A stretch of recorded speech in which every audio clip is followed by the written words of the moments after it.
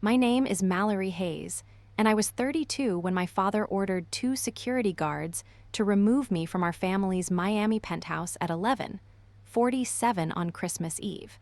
60 guests watched as I refused the marriage proposal my parents had arranged with a business partner's son. My father lifted his glass and said, "You'll destroy this family's future for love. Love doesn't pay for penthouses." Before I could answer, my mother struck me across the face. Then my father pointed toward the private elevator. "I have no daughter." My older sister stepped closer, poured champagne over my shoes, and smiled. "Merry Christmas, nobody." The guards took my arms as if I had trespassed inside the home whose bills I had quietly helped cover for years. I did not cry, argue, or ask anyone to defend me. I entered the elevator, watched the gold doors close, and understood that my family believed they had erased me in front of everyone who mattered. What they did not understand was that nearly everything they depended on was still connected to me. Before I explain why those same people were begging me to return 47 days later, tell me where you are watching from and what the weather is like there tonight. I want to see how far this story travels. On February 9th, my phone displayed 89 missed calls. My father demanded access to corporate accounts, aircraft, credit cards, and internal systems. My mother begged me to save the family. My sister insisted that I had made my point. When I finally answered, my father skipped the apology and said, "Whatever happened, family loyalty comes first." I looked across a borrowed conference room and replied, "I don't have a family." Then I ended the call and blocked the number without hesitation. 3 years earlier, my father still introduced me as the daughter who kept the company organized. His name was Douglas Hayes, and my grandmother had built Hayes Atlantic Aviation from a 2-plane operation. My father called himself the visionary who expanded it. I was the person who prevented his vision from collapsing under missed inspections, angry clients, and unpaid vendors. My official title was Director of Flight Operations and Corporate Compliance. I coordinated crews, approved maintenance schedules, negotiated hangar leases, renewed insurance, handled client contracts, monitored fuel agreements, and designed hurricane evacuation plans for 28 aircraft. If a customer needed a jet in Nassau within 2 hours, I found a legal crew and a safe route. If a tropical storm moved toward South Florida, I relocated before my father finished discussing how the crisis might affect our brand. Most employees called me before they called him because I answered with solutions instead of speeches.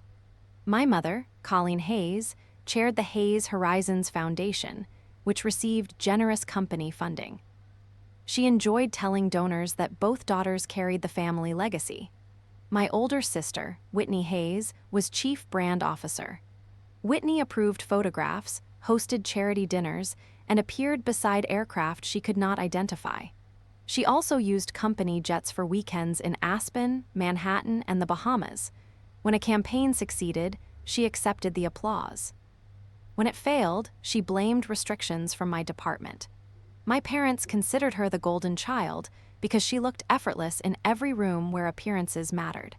I had been dating Nathan Reed for 2 years. Nathan coordinated emergency logistics for Miami-Dade County. He earned a salary, lived within his means, and remained unimpressed by private jets or society invitations. My father disliked him because Nathan offered no merger, no influential surname, and no path to a larger balance sheet. Douglas once told me that love was acceptable only when it improved a family's position. I told him I was a person, not an acquisition target. He responded by asking whether Nathan could provide the life I was accustomed to. I reminded him that I was the one helping provide that life for everyone else. The pressure changed when Russell Lawson proposed selling Lawson Aero Maintenance to our company. Russell owned repair facilities throughout Florida and Georgia. His son, Derek Lawson, served as a vice president and had the polished manners my parents associated with suitability. Business dinners quickly became family dinners. My mother discussed wedding venues without asking whether I wanted a wedding. Whitney joked that our engagement photographs would dominate Miami society pages. My father spoke more directly. A marriage between Derek and me, he said, would reassure lenders that both businesses were permanently aligned. Derek found me alone after one dinner and admitted he wanted no part of the arrangement. He did not love me, and I did not love him. Russell had threatened to remove him from the company if he refused. I told Derek that private discomfort would not protect either of us if he cooperated publicly. He said he understood, although fear still controlled him. Asked of his decisions. Around that time, my grandmother Marilyn Hayes died. During the estate review, corporate attorney Dana Brooks explained that Marilyn had left me 39% of Hayes Atlantic Aviation. She had also appointed me trustee of a 15% employee voting trust created to protect pilots, mechanics, dispatchers, and support staff from decisions that threatened their jobs or benefits. Dana showed me the controlling provision twice when employee interests or company stability were at risk. I directed those votes independently. Together, my shares and the trust represented 54%. I told no one in my family. Instead, I began preserving contracts, board minutes, lender messages, and every draft connected to the loss and acquisition. Several documents referenced obligations that had never reached operational review. Others assumed approvals that the board had not granted. The proposed marriage began to look less like social ambition and more like a device intended to bind my vote to Derek's family. By December, the pressure became relentless. My mother treated the proposal as a social event. Whitney suggested I marry Derek publicly and continue seeing Nathan privately, as if dishonesty were practical advice. I refused every version of the plan. On Christmas Eve afternoon, my father placed a velvet ring box on his desk and pushed it toward me. "Derek will propose at midnight," he said. "You will say yes." I told him he had confused my life with a financing strategy. He leaned back, certain that resistance would disappear once guests arrived. Then he revealed that a photographer and several reporters had already been invited to witness the announcement. By 5:00 that evening, the engagement announcement had already been printed. I found an A on the console table outside my father's study. It described the match as a mutual decision between two families united by love, shared values, and commitment to the future of private aviation. A quotation attributed to me claimed that marrying Derek would honor my grandmother's legacy. I had never said any of it. Derek arrived before the guests and asked to speak privately. Russell had prepared merger documents for signature immediately after the proposal, and one draft referred to the post-marital alignment of controlling family interests. I asked Derek whether he intended to continue with the performance. He admitted that Russell had threatened his position, inheritance, and access to the company. Then he looked at the ring box in his hand and said, "I won't propose tonight." I told him refusing in private would accomplish nothing if our fathers announced the engagement anyway. He would have to speak where everyone could hear him. Derek hesitated, then agreed. Nathan had not been invited. My mother claimed the reception was limited to family, investors, and close associates, although 60 guests filled the Penthouse. She ordered me to replace my dark green dress with a silver one because silver would photograph better beside Derek's tuxedo. I kept the green dress. Whitney moved among the guests, telling them the night would include a historic family announcement.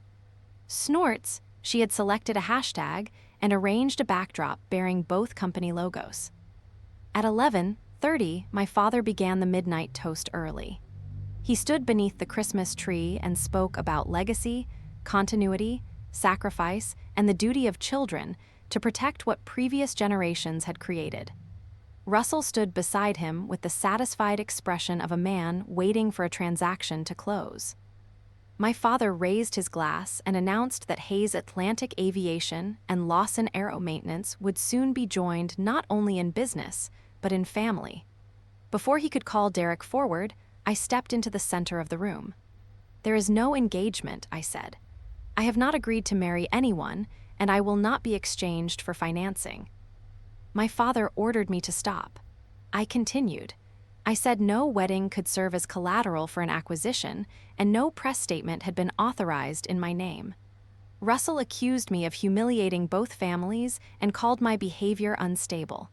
Then Derek moved away from his father. Mallory is telling the truth, he said. We never agreed to marry. The announcement was prepared without our consent. The room changed instantly. Guests lowered their glasses. One reporter began typing on her phone, while another asked whether the merger had received board approval. My father's carefully arranged celebration collapsed in less than 2 minutes.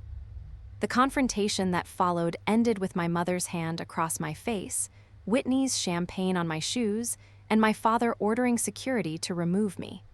When the elevator reached the lobby, my hands were shaking so badly that I dropped my phone. I picked it up, but did not call Nathan. My father would portray the entire conflict as a romantic rebellion and blame him for turning me against the family. I needed the next decision to belong entirely to me. I kept a small room near Miami International Airport. From the desk beside the window, I opened my laptop and contacted Dana. I sent her the preserved acquisition drafts, lender emails, expense records, board minutes, false press statement, and a timeline of every request I refused. Dana called 12 minutes later. She confirmed that the employee trust could act independently whenever jobs, benefits, or company solvency faced a credible threat.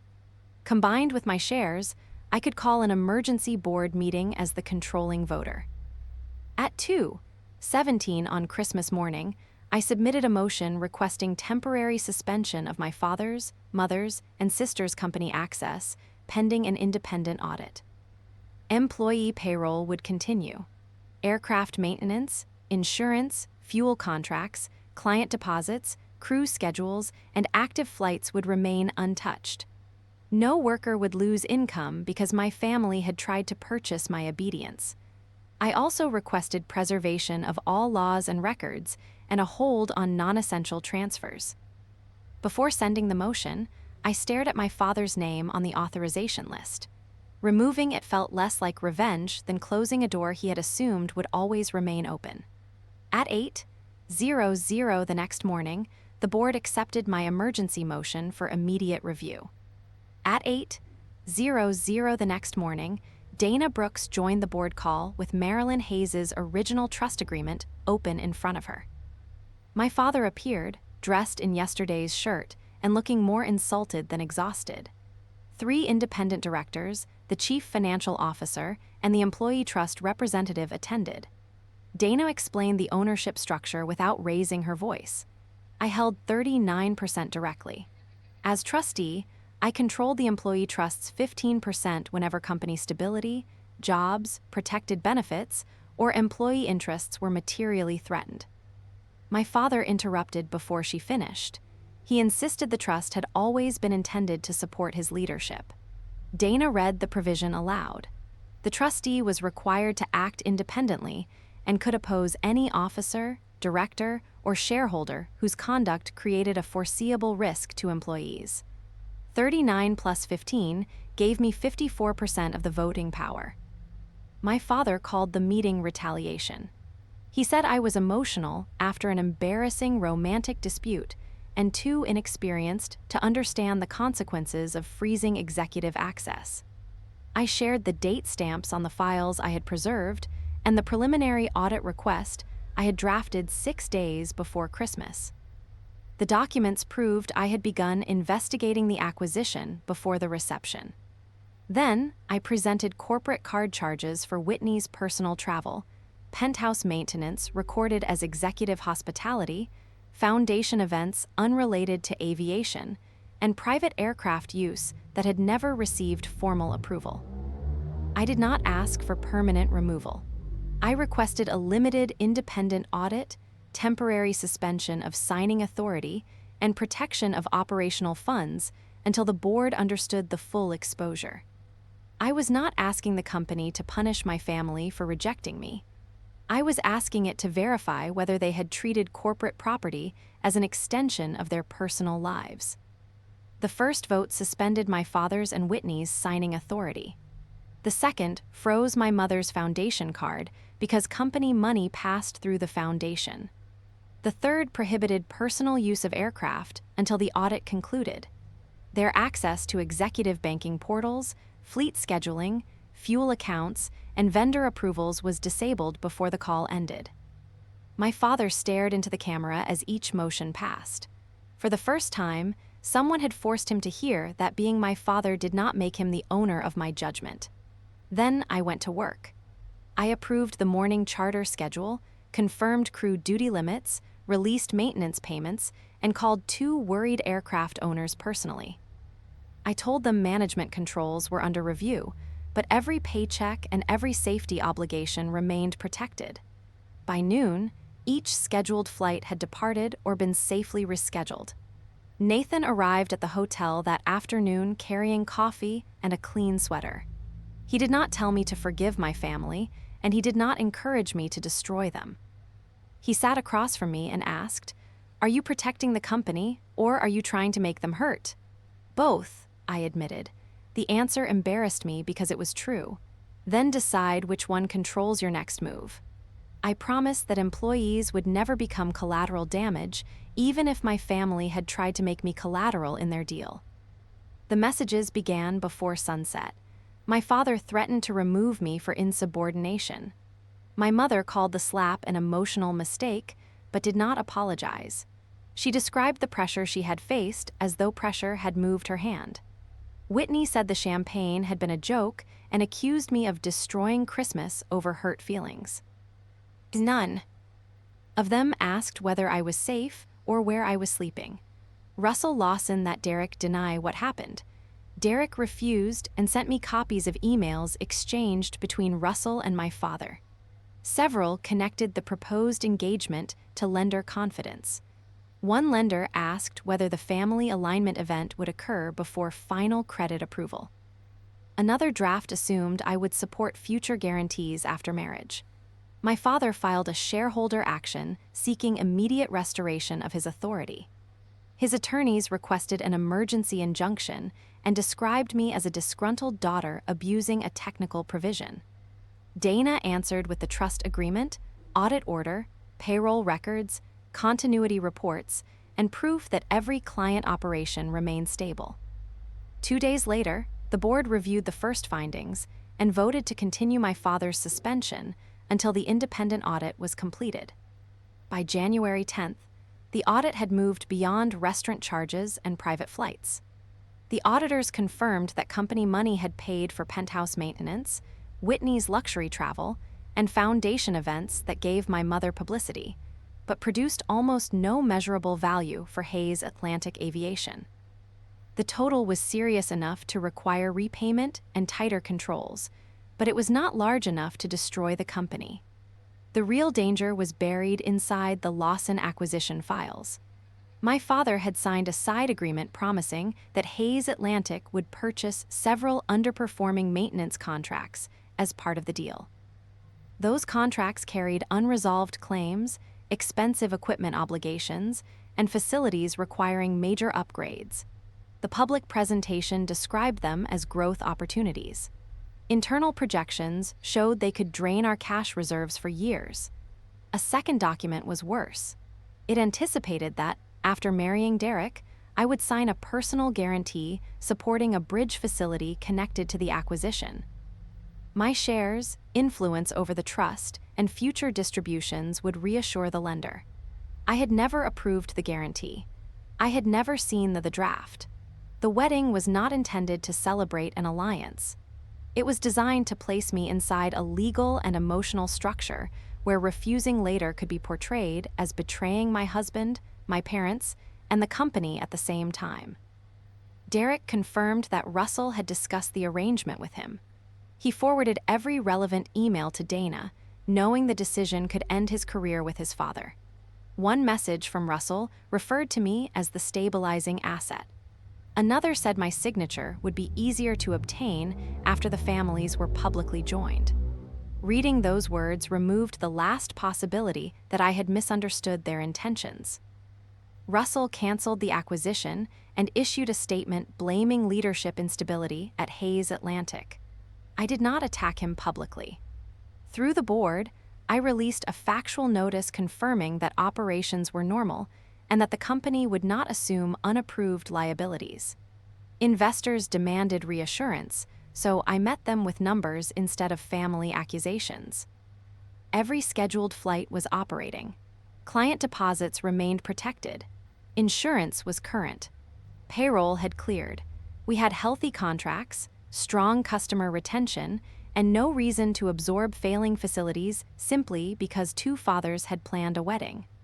My father's emergency request for restored authority was denied because the company was functioning under temporary controls. The consequences then reached the Penthouse. He had pledged it as collateral for a personal bridge loan and expected company distributions to cover the payments. With distributions paused during the audit, the loan became urgent. My mother finally understood that the home she used as proof of family success might have to be sold. Her foundation, a governance review after investigators questioned company-funded galas, travel, and consulting contracts. Whitney lost her salary, leased vehicle, travel account, and aircraft privileges. She called me asking for $75,000 to cover credit cards, deposits, and commitments for events she had planned. I refused. I gave her the contact information for a financial counselor and offered to arrange a meeting with an independent administrator. She accused me of enjoying the family's collapse. Nathan reminded me that refusing to rescue someone from the consequences of her choices was not the same as causing those consequences. I repeated that sentence whenever guilt tried to disguise itself as responsibility. To strengthen the business, I authorized the sale of an underused corporate aircraft that cost more to maintain than it generated. The proceeds increased reserves, protected payroll, and reassured our insurers. No employee lost a paycheck. No client lost a deposit. Then the auditors found an electronic guarantee bearing my signature. The timestamp placed it on a night when I had been supervising a hurricane relocation in Orlando. I had never signed it, approved it, or authorized anyone in writing to sign for me. What began as a governance dispute had become evidence of possible fraud. And Dana warned that the next phase would no longer stay inside the boardroom. On February 9th, 47 days after Christmas Eve, the missed call counter reached 89. The calls no longer came mainly from attorneys. They came from my father, my mother, and Whitney. My father offered me the official CEO title if I restored his access. My mother said the Penthouse was at risk and asked me to remember birthdays, holiday mornings, and family photographs taken there. Whitney said credit card companies were threatening lawsuits and claimed I had already punished her enough. Not one of them began with a direct apology. My father complained about frozen accounts before mentioning me. My mother worried that friends would learn the Penthouse loan was in trouble. Whitney sent photographs of past Christmas parties and wrote, "You're going to erase all of this." None asked what it felt like to be escorted into the street. None acknowledged the fabricated engagement or the guarantee carrying my signature. Their urgency grew only when the consequences reached their own doors. By the 89th call, I understood that they did not miss their daughter or sister. They missed the access attached to my name. I agreed to one meeting at Dana's law office. My father arrived with counsel. My mother and Whitney came without attorneys, perhaps believing a motion would accomplish what legal arguments had not. My mother spoke first. She said she regretted how Christmas had looked, then added that I had provoked everyone by embarrassing the family publicly.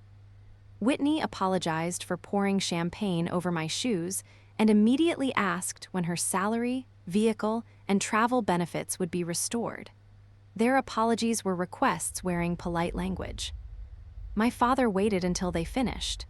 "This company cannot survive without family unity," he said.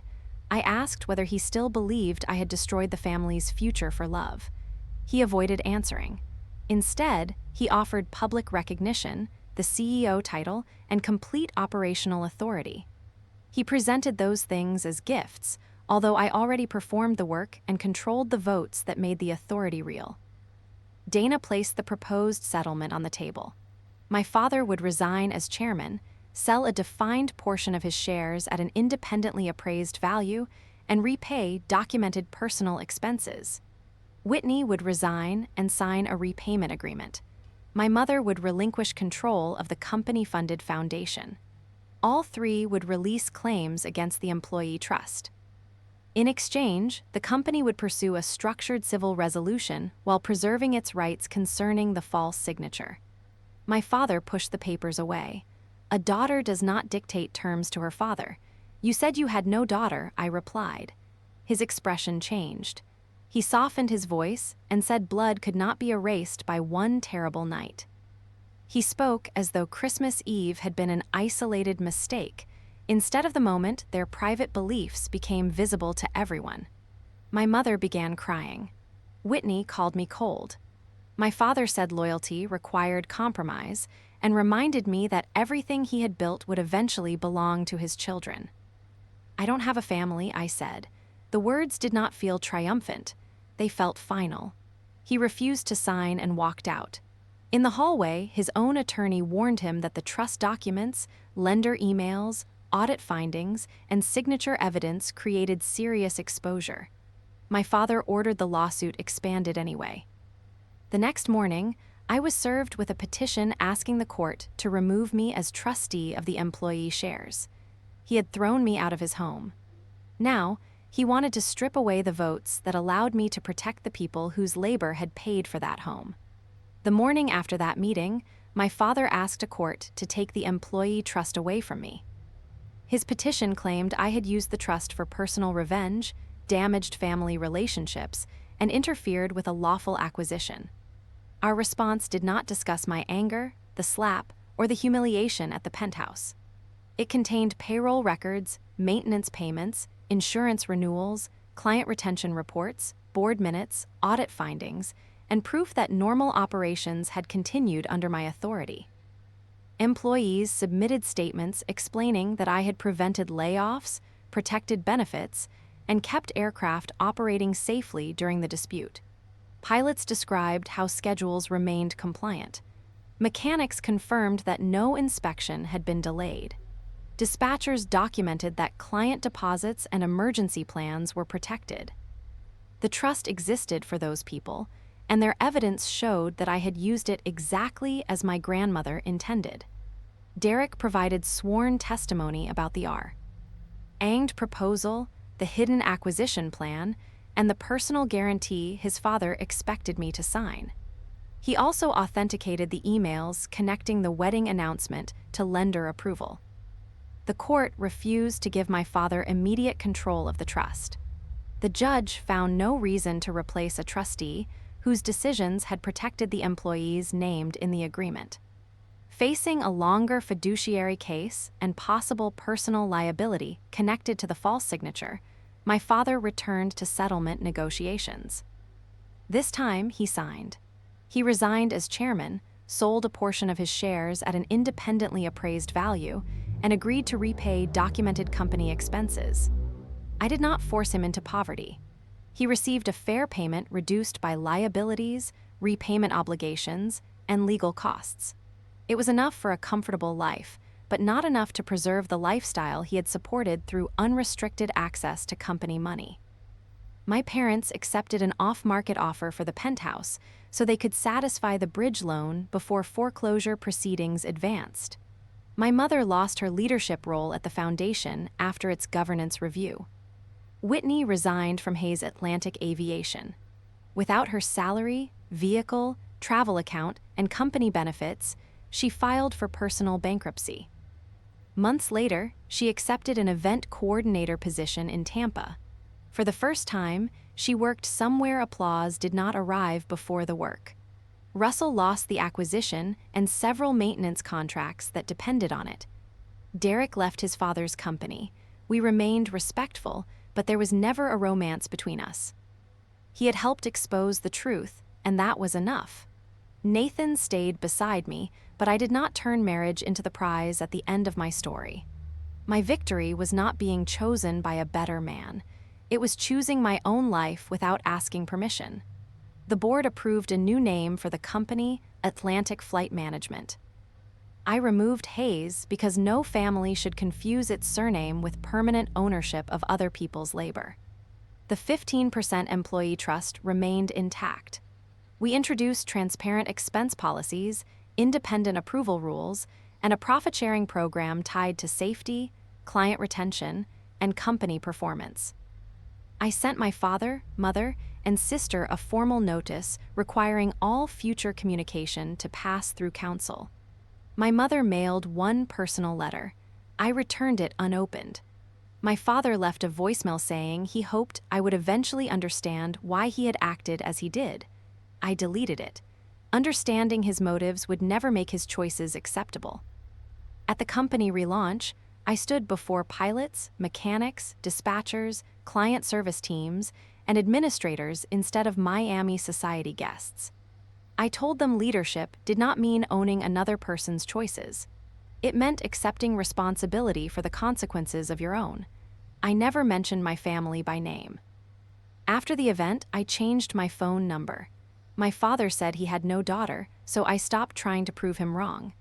I removed his name from the company, changed my number, and built a life he could no longer control.